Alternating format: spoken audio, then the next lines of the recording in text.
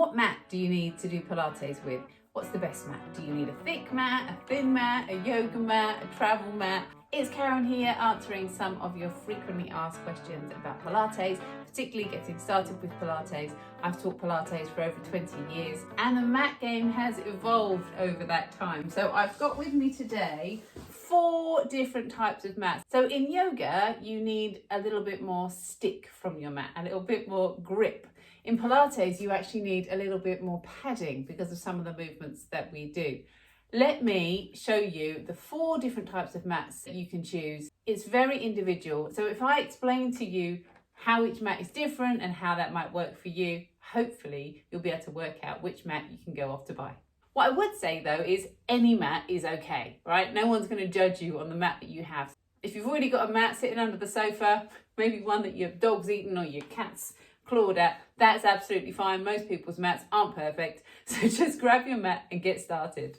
Before I crack on, I would absolutely love it if you subscribe to my channel. Just click the button above and let me know if you've got any other questions about getting started with Pilates, because I would love to make sure I answer them in these short videos. So number 1, my current favorite. This is a yoga mat, but it's slightly thicker. Can you see? So most yoga mats are about 0.4 millimeters. This is a 0.6. It gives me stick, it gives me thickness, and it's also quite light and easy to carry. The only thing I would say with a slightly thicker yoga mat, they might not fit in your standard size yoga mat bag. More on that another time. I have been using this one for a while, which is even thicker and more of a fitness mat, but I've actually gone back to the yoga mat style recently because I quite like having a little bit more stick. Let me show you why. So if I'm doing something like a roll up, yes, I want to feel I've got a little bit of padding between me and the floor. But I also find that with a roll up, having that grip, because I teach a lot using touch points, so thinking about, oh, is my ribs heavy on the floor and my pelvis heavy on the floor? Having something to stick against means as I come out of my roll up, I can really get that feeling. Imagine an arrow coming this way now. I can really get that feeling of rolling up away from the mat. Whereas sometimes with the spongier mat, you don't get that stick. So that's one of the reasons I find this one easier to use at the moment. The other reason is that some people find that they have issues with their wrists in Pilates.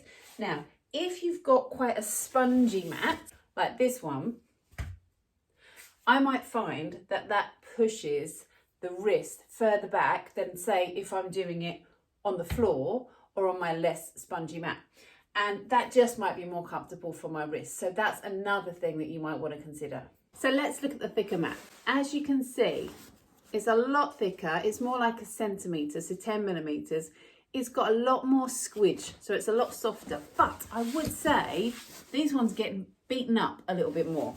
However, if you are someone who perhaps has kind of a bony coccyx, a bony pelvis, or the spine protrudes, and you feel when you're doing Pilates that it's uncomfortable on the floor, then a thicker mat is exactly the one that you need to go for.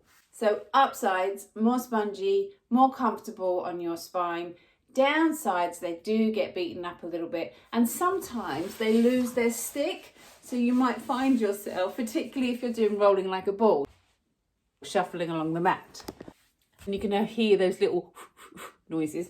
That's just not having the grip on the mat. And one other thing is these can be a little stretchy. So let's say you're working on your plank and you suddenly start to feel that mat stretching away from you. But they're absolutely brilliant, particularly for beginners, particularly for some of my older participants who just find they need a little bit more cushioning. And if you're going to be doing Pilates at home and you don't have carpet or underlay, you've got a hard floor like this one, you might find that thicker mat is more comfortable. Moving on, I have my cork mat, my more environmentally friendly option. I'll be honest, I'm still on the fence with this one. I don't think it's particularly transportable. You can't roll it up. It's just stiffer, but I keep this one at home. I have it underneath my table. You can't notice it very much because it's brown, and so is my floor. It has a nice feel to it. It's quite warm when you're on the mat. Thickness wise, can you see? It's closer to that kind of 1/2 centimetre. You don't get a huge amount of cushioning. You don't get a huge amount of grip on it. But it's nice. It also, it smells quite nice as well because it's cork. And last and yes least, my teeny tiny travel mat. This is a really little one. I think it's like 2 or 3 millimeters. But this is a handy one for traveling around. So let's say you're going to an event or you're going to a class, perhaps class in London or in town, or you're traveling and you really want to have your mat in your bag. This is the one to use.